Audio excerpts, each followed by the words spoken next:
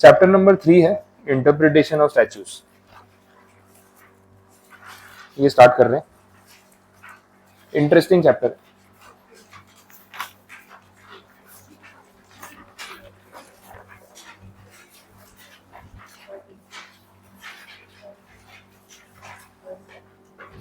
चलो पहले again objective समझते हैं कि हम क्या पढ़ने वाले हैं। यहाँ पे थोड़ा ध्यान देना, चैप्टर का नाम पहले समझ लो है क्या, इंटरप्रिटेशन ऑफ स्टैच्यूज। स्टैच्यूज का क्या मतलब हुआ, that is it means act. ठीक है, यहाँ स्टैच्यूज का मतलब एक्ट होता है। अपने इंडियन लीगल सिस्टम में हम लॉ या एक्ट वर्ड ज्यादा यूज करते हैं, लेकिन वेस्टर्न कंट्रीज में वो लोग स्टैच्यू वर्ड यूज करते हैं, तो एक्ट के बदले स्टैच्यू बोला जाता है। तो उस सेंस में यहाँ पे लिखा हुआ है। इंटरप्रिटेशन का मतलब क्या है, उसका मीनिंग निकालना। तो देखो, जो लीगल लैंग्वेज होती है ना, जो एक्ट की लैंग्वेज होती है, वो काफी टेक्निकल होती है। उसको अगर आप स्टडी करोगे तो आपको लगेगा यार कुछ भारी लैंग्वेज लिखी है, मतलब निकालने के लिए 2-4 बार पढ़ना पड़ेगा। और अपन जो यहाँ पे लैंग्वेज यूज करते हैं मॉडिफाइड या सिंप्लीफाइड लैंग्वेज है। अब सिंप्लीफाइड लैंग्वेज में और लीगल लैंग्वेज में फर्क क्या है वो समझना है। लीगल लैंग्वेज जो लॉज में लिखी गई, जैसे अपने कंपनीज एक्ट पढ़ रहे थे, तो ये कंपनीज एक्ट 2013 जो पास किया, उसमें कोई भी सेक्शन लिखा हुआ है तो उसके वर्ड्स को बहुत सोच समझ के लिखा गया। ऐसा नहीं कि आप कैजुअली लिखते गए, पॉइंट्स माइंड में आते गए, आप नोट डाउन करते गए, वैसा नहीं होगा। रीजन बीइंग कि आज एक्ट पास कर दिया पार्लियामेंट में, अब उसके बाद जो लॉ मेकर है उसके इंटेंशंस कैसे पता चलेंगे, उसने क्या सोच के कानून लिखा, लैंग्वेज से ही पता चलेगा। तो अगर लैंग्वेज में कोई एम्बिग्यूटी, कुछ कंफ्यूजन, कुछ मिसिंग फैक्टर रह गया, तो फिर इंटरप्रिटेशन जब कोर्ट में होगा ना, तो डिस्प्यूट होगा। बोले इसका मतलब ये भी तो हो सकता है, इसका मतलब वो भी तो हो सकता है। तो लिखे हुए कानून के भरोसे कभी कुछ सॉल्व नहीं हो पाएगा। इसलिए लॉ मेकर्स ने पहले से ध्यान रखा कि वे लैंग्वेज इतनी प्रॉपर रखो, सोच समझ के लिखो कि उसका एक ही और सही मतलब निकलना चाहिए, बार बार कंफ्यूजन नहीं होना चाहिए। लेकिन फिर भी इंटरप्रिटेशन में बहुत बार कंफ्यूजन होता है, बिकॉज लैंग्वेज में, वर्ड्स में ये प्रॉब्लम आने ही वाला है। बट स्टिल ट्राई की जाती है कि जितना अच्छा लिख सके, जितना प्रॉब्लम कम है। क्लैरिटी आ गई, समझ आया ये पॉइंट? ठीक है, तो ये इंट्रोडक्शन वाला पार्ट है इसका, कि भाई हम यहाँ पे क्या पढ़ने जा रहे हैं और इंटरप्रिटेशन ऑफ स्टैच्यूज का क्या मतलब है। ठीक है, इन बिटवीन अपने जो भी सिलेबस में पढ़ेंगे, जैसे कंपनीज एक्ट है या बाकी लॉज है, बहुत बार बीच बीच में ना सेक्शन की प्योर लैंग्वेज आएगी, तो मैं आपको रिलेट भी कराऊंगा कि देखो ये इंटरप्रिटेशन ऐसे करना है, इसका ये मतलब निकलता है। और इस चैप्टर में इन्होंने इसके रिगार्डिंग कुछ रूल समझाए कि इंटरप्रिटेशन करते टाइम आपको किन चीजों का ध्यान रखना है, तो वो सारे पॉइंट्स हमें यहाँ पे समझने हैं। क्लियर? इंट्रोडक्शन देखते हैं, पहले लैंग्वेज पढ़ लेते हैं। The phrase interpretation of statutes implies the judicial process of determining in accordance with certain rules and presumptions the true meaning of the act of the parliament. In this context, the phrase would mean a process or manner that conveys one's understanding of the ideas of the creator or understanding as having a particular meaning or significance, explanation, explication or clarification for a particular statute or law. It is often said that the purpose of interpretation is to ascertain the intention of the legislature. ठीक है, interpretation का यहाँ पे मतलब क्या, क्यों कर रहे हैं? लेजिस्लेचर मतलब क्या होता है? लेजिस्लेचर का सिंपल मतलब है जो पार्लियामेंट है, जो लॉ मेकर्स हैं, उनका क्या एग्जैक्ट इंटेंशन था, वो हम इंटरप्रेट करने की कोशिश कर रहे हैं, जो उन्होंने लिखा है उसके बेसिस पे। क्लियर ये point?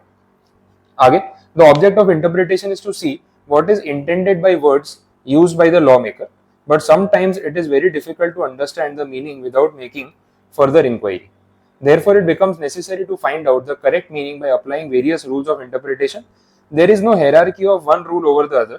The interpreter has to analyze which rule has to apply after giving due consideration to the facts of the situation and the intent of the statute. इसका मतलब ये है कि जो भी रूल्स हम आज पढ़ने वाले हैं, वो रूल्स में कोई ऐसा सीक्वेंस नहीं है कि ये रूल नंबर 1 है और रूल नंबर 2 है। आपके पास जो रूल्स दिए हुए हैं, जो बेस्ट सूट होगा सिचुएशन में, वो आपको अप्लाई करना है। और हर रूल को मैं एग्जांपल के साथ समझाऊंगा, तो वो इतना हैवी नहीं लगेगा। स्टार्टिंग में थोड़ा बहुत आपको ऑब्जेक्टिव समझने में टाइम लगेगा, बाद में चीजें क्लियर होती रहेंगी।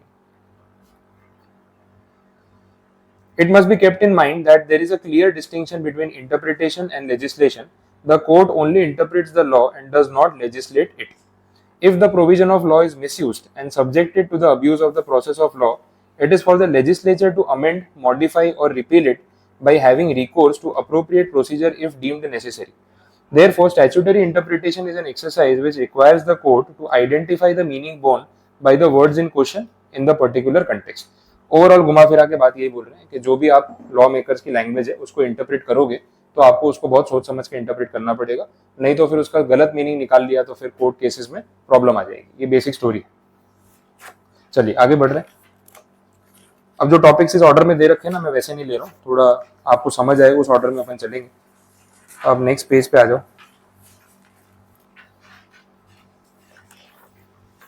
इंट्रोडक्शन करके एक और टॉपिक मिलेगा, वो देख लो। बीच में ये जो पॉइंट्स है ये अभी स्किप करते हैं, चैप्टर के एंड में देखेंगे। इंट्रोडक्शन में उन्होंने बताया कि इंडिया का लीगल सिस्टम कैसा है, तो इसको 3 पार्ट्स में डिवाइड किया। फर्स्ट बोला लेजिस्लेचर, सेकंड बोला judiciary and third is administration. Legislature का मतलब वो लोग जो लॉज बनाने के लिए रिस्पॉन्सिबल है, जिसको हम बोलते हैं पार्लियामेंट, क्योंकि इंडिया में लॉज बनाने का पावर किसके पास है, पार्लियामेंट के पास, तो उनको क्या बोला जाएगा, लेजिस्लेटिव अथॉरिटी। दूसरा है जुडिशियरी, जुडिशियरी उनको बोला जाता है जो डिस्प्यूट्स को सॉर्ट आउट करते हैं लीगली, और ये काम किसका है, कोर्ट का। कानून बनाया पार्लियामेंट ने, उस कानून के बेसिस पे अगर कोई डिस्प्यूट होता है तो उसको सॉर्ट आउट कौन करेगा, कोर्ट या फिर जुडिशियरी। अच्छा, तीसरी अथॉरिटी है एडमिनिस्ट्रेटिव अथॉरिटी। एडमिनिस्ट्रेटिव अथॉरिटी वो है जो लॉ एंड ऑर्डर मेंटेन करने के लिए रिस्पॉन्सिबल है। One of them is police, ठीक है, जो ट्रैफिक पुलिस हो गई या अदरवाइज पुलिस हो गई, लॉ एंड ऑर्डर मेंटेन करने का काम जो है वो उनका रहेगा, ये बोल दिया। तो 3 अथॉरिटी के नाम आ गए, लेजिस्लेचर, जुडिशियरी एंड एडमिनिस्ट्रेशन या एडमिनिस्ट्रेटिव अथॉरिटीज। स्टैच्यू का मतलब बताया, it is the will of the legislature, मतलब कानून बनाने वालों की मर्जी। सरकार को जो सही लगता है वो कानून को बनाती है, ऑपोजिशन पार्टीज के सामने रखती है, फिर आपको पता है बिल पास होता है, वो सारा प्रोसेस होता है, तो सबकी सहमति से कानून बनता है जो कुछ लोग मिलकर बना रहे हैं। अब ये 500, 550, 600 मेंबर जो भी है पार्लियामेंट के, वो लोग लॉ मेकर्स हैं, वो डिसाइड करते हैं कानून कैसा होगा कैसा नहीं, और वो सारी जो पब्लिक है उनको फॉलो करना पड़ता है। तो ये सिचुएशन है। इसके बाद बातें रिपीट की हुई है, नीचे बोला है कॉन्स्टिट्यूशन ऑफ इंडिया में स्टैच्यू वर्ड यूज नहीं हो रहा है, लेकिन हम लॉ वर्ड यूज करते हैं और वो मीनिंग उसका सेम ही रहने वाला है। वैसा कोई कंफ्यूजन यहाँ तक, बेसिक ऑब्जेक्टिव समझ आ रहा है। ये चैप्टर थोड़ा धीरे धीरे ग्रिप आती है, जैसे जैसे पढ़ते जाओगे ना आपको टॉपिक्स और क्लैरिटी से समझ आएंगे, तो थोड़ा पेशेंस रखना पड़ेगा। कुछ टर्म्स दे रखे हैं, एक एक लाइन के क्वेश्चन बन सकते हैं इसमें से। सबसे पहला जो टर्म बोला है दैट इज कॉल्ड कोडिफाइंग, ठीक है। कोडिफाइंग का क्या मतलब है वो समझो। किसी भी अनरिटन लॉ या किसी भी अनरिटन सब्जेक्ट के ऊपर अगर कोई कानून बनाया जा रहा है फर्स्ट टाइम, तो that process is called codification या कोडिफाइंग। फॉर एग्जांपल अपने सिलेबस में एक चैप्टर है information technology act 2000 for instance, ठीक है। अब ये एक्ट जो है इंडिया में आया ईयर 2000 में, और इसका ऑब्जेक्टिव था कि जो online e commerce platform, internet technology ये सब आ रही है, इसमें साइबर फ्रॉड्स, डेटा हैकिंग ये सब भी शुरू हो गया, तो इसको रोकने के लिए कोई कानून नहीं है। अब लेट 90s का जो टाइम है, उस टाइम पे इंडिया में mobile phones, internet connection, desktop computers ये सब आने लग गए थे। तो जैसे ये सब चीजें आई ना, ये हैकिंग और डेटा वाला प्रॉब्लम भी शुरू हो गया, और अब उसके लिए कोई कानून नहीं है। इसका मतलब है कि आप डेटा हैक कर रहे हो या वायरस फैला रहे हो या किसी का नेटवर्क जो है वो डिस्टर्ब कर रहे हो, लेकिन कानून में इसके लिए कोई सजा नहीं है, तो कोई कर भी देगा तो उसके खिलाफ क्या एक्शन होगा। तो गवर्नमेंट को लगा कि इमीडिएटली इसके ऊपर एक एक्ट बनना चाहिए जो साइबर क्राइम को रोक सके। तो एक्ट क्या पास किया, इंफॉर्मेशन टेक्नोलॉजी एक्ट 2000। अब ये इंडिया में फर्स्ट टाइम इस सब्जेक्ट पे कोई एक्ट पास हुआ, तो इस प्रोसेस को बोला गया कोडिफिकेशन। अनरिटन सब्जेक्ट या अनरिटन लॉ के ऊपर पहली बार कुछ ड्राफ्ट करके उसको फ्रेम करना। क्लियर, तो टर्म का मीनिंग हो गया, this is कोडिफाइंग।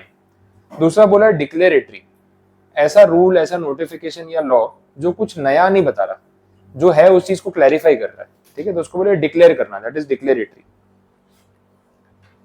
Next point remedial, ठीक। रेमेडियल वाले केस में यहाँ पे बोला है कि ये चीज कब काम आती है, जब कोई कॉमन लॉ या जज मेड लॉ को ऑल्टर किया जाए। अब ये कुछ नया टर्म है, व्हाट इज कॉमन लॉ, ये टर्म पे बात करते हैं। कॉमन लॉ वो नहीं है जो पार्लियामेंट में बनता है। सिंपल कर देता हूँ, अब जैसे आज के टाइम में आप देख रहे हो कि कोर्ट का सिस्टम है, एक लीगल सिस्टम है, पार्लियामेंट है, लेकिन एक टाइम ऐसा रहा होगा जब कोई कानून नहीं था, कोई सुप्रीम कोर्ट नहीं थी, कोई कॉन्स्टिट्यूशन नहीं था, ऐसा कोई टाइम रहा होगा या नहीं? तो तब फिर काम कैसे चलता था, मतलब सही गलत कौन डिसाइड करता था, क्या? हाँ, वो राजा महाराजाओं का रूल होता था, तो तब राजा ने जो बोल दिया वो कानून है और बाकी सबको मानना पड़ेगा। अच्छा, उसके पहले, राजाओं के पहले, वो आदि मानव के टाइम पे, तब तो कोई कानून होगा नहीं, जो जिसकी मर्जी आए करो, ठीक है, कोई लॉ नहीं है, ऐसा कुछ नहीं कि ये नहीं कर सकते वो नहीं कर सकते। लेकिन जैसे जैसे सिविलाइजेशन या सोसाइटी बनती गई, तो ये सब चीजों की जरूरत तो लोगों को लगी होगी ना। अब पहली बार किसी ने किसी का मर्डर कर दिया होगा, सोचो, अब मर्डर कर दिया तो that is a big activity ना, कोई किसी का खून कर दिया, कोई छोटी बात तो है नहीं, पर उसके लिए कोई सजा तो नहीं है। अब स्टार्टिंग में ऐसा बहुत बार हुआ होगा, किसी ने किसी का मर्डर कर दिया, किसी को पत्थर मार दिया, कुछ भी कर दिया, मर गया सामने वाला। अब बाद में लोगों को रियलाइज हुआ होगा कि यार इसको रोकने के लिए कुछ करना चाहिए, क्योंकि यार लाइफ बड़ी प्रेशियस चीज है, कोई ऐसे किसी का मर्डर कर दे और कोई कुछ बोले ना तो वो गलत बात है। तब इसको रोकने के लिए कोई सिस्टम बनाए गए होंगे, फिर किसी ने चोरी वोरी कर ली होगी तो उसके लिए कुछ कानून बनाया होगा। तो पहले से तो पार्लियामेंट थे नहीं, कोई सेक्शन या कोई एक्ट नहीं था, तो ये चीजें शुरू कैसे हुई? तो जो सोसाइटी है जहाँ लोग रह रहे हैं, जैसे कोई गांव में रह रहा है, एक सिविलाइजेशन में बहुत सारे लोग साथ में रह रहे हैं, तो उन लोगों ने मिलकर आपस में डिसीजन लिया कि भाई ये हम में से अगर कोई भी ये काम करेगा तो गलत है, और अगर उसने ऐसा किया तो हम सब मिलकर उसके खिलाफ एक्शन लेंगे। अब पहले गांव के टाइम में होता था वो सरपंच और पंचायत वो सब होती है, आज भी है, तो आपको गांव से बाहर निकाल देंगे कि अब आप इस गांव का हिस्सा नहीं, तो आपने ये एक्टिविटी की तो नहीं चलेगा। तो उस टाइप की चीजें जो होने लगी ना, ऐसे जो कानून बनने लगे वो लिखित में नहीं थे, वो ओरली बनाए गए, सबको पूछ के, सबकी सहमति से, और वो generation to generation pass on होते गए जब तक ये पार्लियामेंट वाला सिस्टम नहीं आया। क्लियर हुआ? तो ऐसे लॉज को हम क्या बोलेंगे? These are called common laws, जो कॉमन पब्लिक ने बना दिए। इनको बोलते हैं नॉन स्टैट्यूटरी लॉज। स्टैट्यूटरी का मतलब ही है लीगल, और नॉन स्टैट्यूटरी मतलब अदरवाइज, तो नॉन स्टैट्यूटरी लॉज। क्लियर? अब अगर इन चीजों में कोई चेंज किया जाए, इन रूल्स में कोई चेंज किया जाए, भले वर्बली क्यों ना हो, तो उस प्रोसेस को क्या बोला जाएगा? Remedial process, that is a remedy. Clear? चलो, तो ये सब पॉइंट्स यहाँ पे क्लियर हो गए। आगे बढ़ रहे हैं। अगला पॉइंट आ रहा है अमेंडिंग। ये तो हम बात कर चुके हैं, amendments, changes in the existing laws. ठीक है, amending. Next, consolidating. Consolidation, consolidation का मतलब होता है मर्ज कर देना। अब जैसे इसका एक एग्जांपल ले लेते, जीएसटी। ये जीएसटी का लॉ तो आपको पता है। अब जीएसटी जब इंडिया में आया 2017 में, उसके पहले बहुत सारे इनडायरेक्ट टैक्सेस थे, एक्साइज, कस्टम्स, सर्विस टैक्स, ये वो बहुत कुछ था। इसको सबको मर्ज करके एक एक्ट बना दिया, दैट इज जीएसटी। ऑब्जेक्टिव ये है कि एक जैसे सिमिलर कानून अलग अलग बना के रखें, इससे बेटर एक ही कानून बना दो, सबको मर्ज कर दो, वो सिंपल रहेगा। तो that process is called consolidation. Consolidate करना सिंपल क्या मीनिंग हुआ? मर्ज कर देना। क्लियर? समझ आ रहा है? ठीक है, आगे देखते हैं। एनेबलिंग और डिसेबलिंग। एनेबल करना मतलब किसी को कोई काम करने की अथॉरिटी देना, अलाउ करना, और डिसेबल मतलब उसको ऑपोजिट। तो बहुत सारे लॉज ऐसे होते हैं कि जो अभी तक अलाउड नहीं था आप कर सकते हो, और जो अभी तक अलाउड था आप नहीं कर सकते। तो enabling and disabling provisions.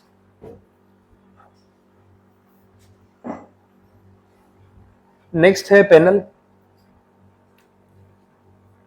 Panel four मतलब पेनल प्रोविजन बड़ा सिंपल टर्म हो गया, पेनल्टी इंपोज करना।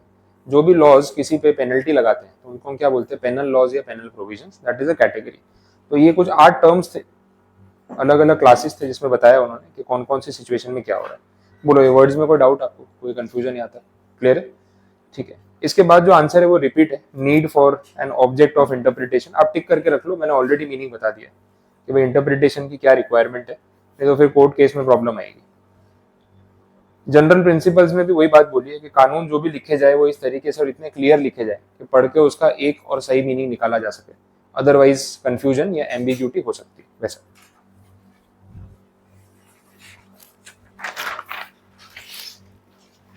अब यहां से स्टार्ट हो रहे हैं रूल्स। देखो, एक कैटेगरी है प्राइमरी रूल्स की, उसके बाद एक कैटेगरी आपको मिलेगी अदर रूल्स ऑफ इंटरप्रिटेशन की, एंड देन बाकी के आंसर्स है। वैसा है, तो इसके अंदर हमें सारे रूल्स को समझना है एक एक करके कि एग्जैक्टली इसमें बोला क्या हुआ है। तो स्टार्ट कर सकते हैं। सबसे पहला जो प्राइमरी रूल है, that is called the rule of literal construction. इसका एक और नाम है, that is called the golden rule. 2-3 नाम रखे हैं, primary rule, rule of literal construction, और तीसरा गोल्डन रूल। तो ये तीनों में से कोई भी नाम आप इसको दे सकते हो। अब ये रूल में एग्जैक्टली बोला क्या है? इसमें ये बोल दिया कि कोई भी प्रोविजन किसी भी एक्ट में या किसी सेक्शन में अगर आप पढ़ते हो तो उसका आपको कैसा मीनिंग निकालना है? Natural, ordinary and grammatical meaning. Natural, ordinary, popular and grammatical meaning. अब बताए, अगर आप कोई नहीं भी बोलते ना, आप यही करते हो। अगर कोई इंग्लिश में सेंटेंस आपको मैं दे दूंगा, उसका मीनिंग कैसे निकालोगे? जो उसके अंदर वर्ड्स है उसका डिक्शनरी मीनिंग रिलेट करके आप उसको एक्सट्रैक्ट करोगे। जो ग्रामर है उसका जो सेंटेंस बनता है आप उसको वैसे इंटरप्रेट करने वाले हो। तो अगर कुछ नहीं भी बोला होता तो भी आप यही करते हैं, natural, ordinary, popular and grammatical meaning. तो प्राइमरी रूल कुछ नया नहीं बोल रहा है, बस उसको एक बार लिख के स्पेसिफाई कर दिया कि ये चीज आपको करनी है। जब भी आप कोई सेक्शन की लैंग्वेज पढ़ोगे तो उसका इंटरप्रिटेशन आपको इस तरीके से करना है। ठीक है, natural, ordinary and grammatical meaning. बाकी चीजें देख लेते हैं, और भी कुछ चीजें यहाँ पे क्लैरिफाई की है। देखो, लीगल लैंग्वेज में जैसे मैं आपको बता रहा हूँ बहुत सोच समझ के लिखी जाती है, तो उसमें 2 रूल्स बोले। एक तो जो यहाँ पे लिखा है, जो भी आपको लैंग्वेज में लिख के दिया है, हर एक वर्ड का अपना कुछ मतलब है, बिना बात के यहाँ कुछ भी नहीं लिखा है। पहली चीज तो ये ध्यान रखनी है। अगला पॉइंट ये हो गया कि अगर कुछ नहीं लिखा है तो अपने मन से आपको जोड़ना नहीं, ये भी ध्यान रखना है। जो लिखा नहीं है वो अज्यूम मत करो, और जो लिखा है उसको इग्नोर मत करो। ये बात समझ आ गई? तो ही आप सही मीनिंग निकाल पाओगे किसी भी चीज का, अदरवाइज मिस इंटरप्रिटेशन होने के पूरे चांसेस रहेंगे। देख लो लैंग्वेज में पॉइंट्स आपको दिखेंगे। मैं और भी चीजें एक बार एक्सप्लेन कर देता हूँ, फिर आप उस आंसर को पढ़ोगे तो समझ में आएगा। ठीक है, एक केस दे रखा है वो पहले देखते हैं, थोड़े एग्जांपल्स मिल जाएंगे ना तो फिर लैंग्वेज अपने आप रिलेट हो जाएगी। लास्ट में आपको एक केस दे रखा है व्हाइटले वर्सेस चैपल करके 1868 का। उस केस में क्या हुआ वो समझते हैं, इंटरप्रिटेशन का एक एग्जांपल मिलेगा। उसमें उन्होंने ऐसा बोला, 1868 का मैटर है तो पुराना प्रोविजन है, आज की डेट में अमेंड हो चुका है। इसमें इन्होंने ऐसा बोला, a person who is entitled to vote, एक बात बोली हुई है कि अगर आप किसी भी पर्सन के बिहाफ पे वोट करो जो एंटाइटल्ड टू वोट है तो इट इज अ क्राइम। आप किसी और के नाम पे वोट देने जा सकते हो इलेक्शन के टाइम पे? अब घर से सब लोग जाएं, इससे अच्छा एक ही जाके सबके नाम पे वोट दिया, चलेगा ऐसा? फिर आपका ही नंबर आएगा, बोले जो सबसे ज्यादा फ्री बैठा है उसको भेजो, सबने अपना अपना वोट लिखवा दिया, मेरा इस पार्टी को दे देना, मेरा उस पार्टी को, आपने जाके अपने मन की करके आ गए, किसको पता चलेगा? ठीक है, तो ऐसा होता नहीं। वोट देना एक इंडिविजुअल राइट है और आपको खुद ही जाना पड़ेगा, आप अपने बिहाफ पे किसी और को नहीं भेज सकते। ये एक पॉइंट हो गया। दूसरी बात इन्होंने ये बोली कि किसी भी ऐसे पर्सन के बिहाफ पे अगर आप वोट करके आ जाओ जो एंटाइटल्ड टू वोट है तो दैट इज अ क्राइम। अब यहाँ पे हुआ ये, जो अपना पर्सन है अक्यूज्ड है, उसने ना एक डेड पर्सन के नाम पे वोट दे दिया, मतलब जिसकी डेथ हो गई थी उसके बिहाफ पे जाके वोट देके आ गया। अब आपको क्या लग रहा है, सही किया गलत किया? गलत किया, तो सजा होनी चाहिए। बट एक्ट में लिखा क्या है ना उसके ऊपर डिपेंड करता है। आपको क्या सही गलत लगता है उससे कोई फर्क नहीं पड़ता, लॉ में क्या लिखा है उससे फर्क पड़ता है। उन्होंने ऐसा बोला है, कोई भी पर्सन, जो स्टेटमेंट है वो मैं पढ़ देता हूँ, to impersonate any person entitled to vote is a crime. कोई भी ऐसा पर्सन जो वोट करने के लिए एलिजिबल है उसको इम्पर्सोनेट करना, उसके बिहाफ पे जाके वोट देके आना, इट इज अ क्राइम। अब मुझे बताओ, एक dead person entitled to vote होता है क्या? एक डेड पर्सन वोट देने के लिए एलिजिबल होता है? तो आपने जिसके बिहाफ पे वोट दिया वो तो डेड पर्सन है, तो आपने जो किया वो क्राइम कैसे हुआ? गलत है लेकिन क्राइम है क्या? नहीं, इस प्रोविजन के हिसाब से तो नहीं है। बोले सर ये क्या बात हुई? देखो, एथिकली व्हाट इज रॉन्ग और right is different, legally what is wrong और राइट इज डिफरेंट। आपको उसको मिक्स नहीं करना चाहिए। अपने यूजुअली ह्यूमन नेचर है मिक्स कर देते हैं, बट आइडियली अपने को मिक्स करना नहीं चाहिए।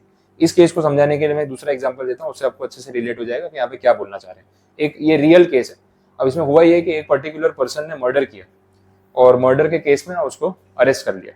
पुलिस ने अरेस्ट किया, उसके खिलाफ इन्वेस्टिगेशन हुई, फिर एक लॉयर उसको अपॉइंट करके दिया गया। उसने लॉयर के सामने बोला, हाँ भाई मर्डर मैंने किया है, बट अब आपका काम है मुझे बचाओ, डिफेंड करो और क्या। लॉयर ने बोला ठीक है मैं केस एक्सेप्ट कर रहा हूँ, कोई प्रॉब्लम नहीं, आपने मर्डर किया तो डिफेंड करना तो मेरा काम है, मैं करूंगा। अब जब कोर्ट में केस गया तो उस पर्सन के खिलाफ एविडेंसेस भी मिल गए, विटनेस भी मिल गए, कोर्ट में प्रूव भी हो गया कि मर्डर उसने किया है, और ये अपना लॉयर कुछ बोला ही नहीं। कोई खास ऑब्जेक्शन नहीं, कोई काउंटर आर्ग्यूमेंट नहीं, कोई विटनेस का क्रॉस एग्जामिनेशन नहीं, कुछ नहीं। उसने होने दी, फांसी हो रही है, सीधा फांसी वाली बात आ गई, आईपीसी की धारा 302 फांसी, वो वाला मैटर हो गया। ये अपना लॉयर कुछ नहीं बोला। अब सोचो वो जो अक्यूज्ड है जिसपे केस चल रहा है और वो ये सब देख रहा है, उसको कितना गुस्सा आ रहा होगा। बोले किसको हायर कर लिया है, तो कुछ बोल ही नहीं रहा है, गलत वकील हायर कर लिया, अब तो पूरा नुकसान हो गया, प्रूव भी हो गया, इसने डिफेंड ही नहीं किया मुझे। अब उसको फांसी की सजा हो गई।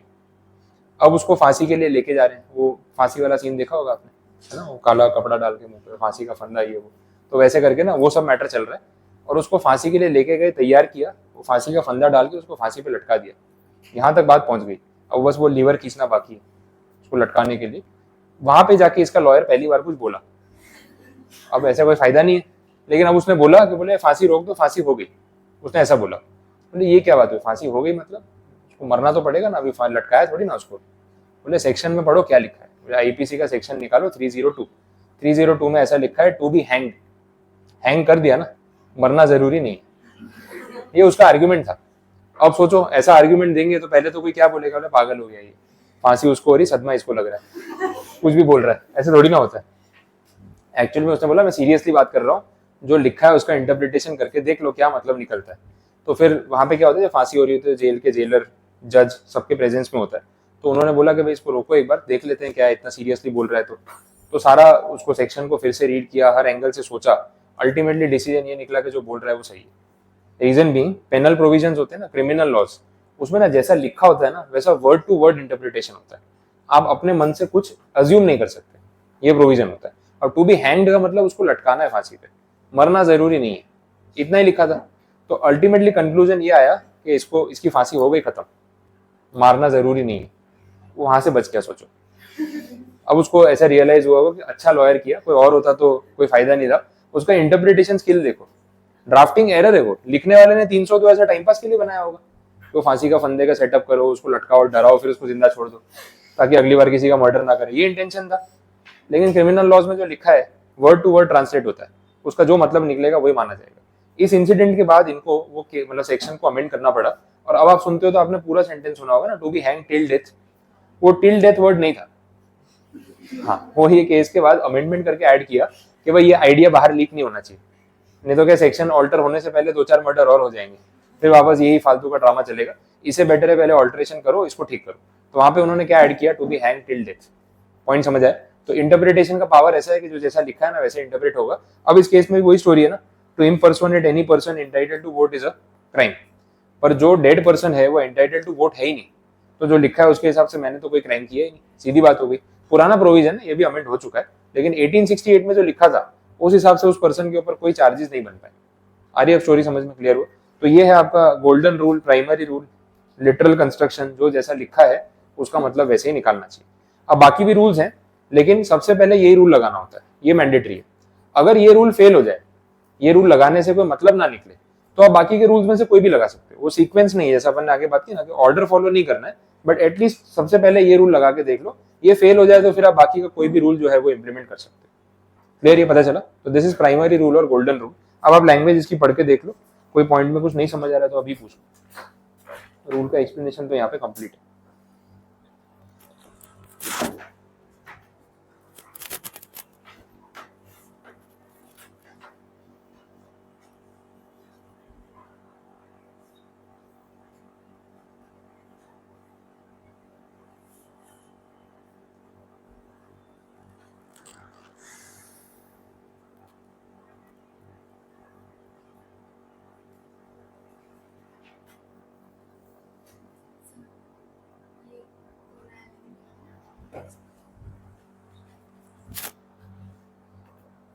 कोरोलरी मतलब जनरल रूल के साथ अटैच्ड कंडीशंस, एडिशनल कंडीशंस।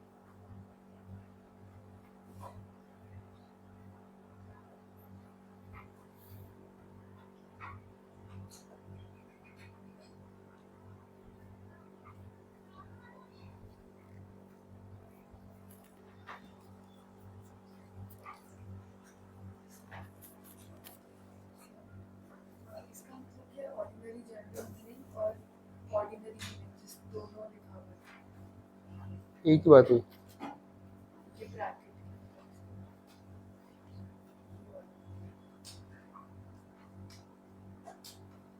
नहीं नहीं, वो तो एक ही बात है, कोई फर्क नहीं।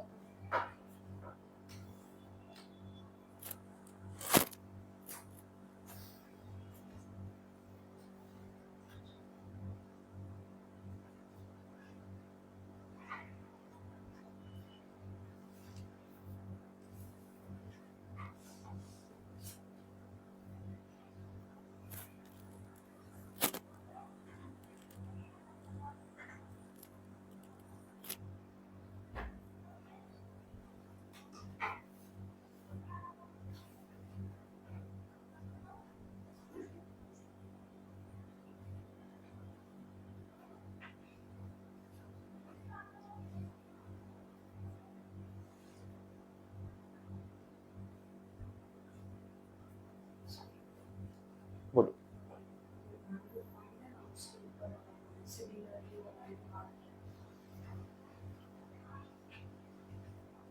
हाँ, वो प्रोविजो वाला पॉइंट है, अभी उसको पेंडिंग रखना पड़ेगा क्योंकि इसी चैप्टर में मैं आगे प्रोविजो क्या होता है एक्सप्लेन करूंगा।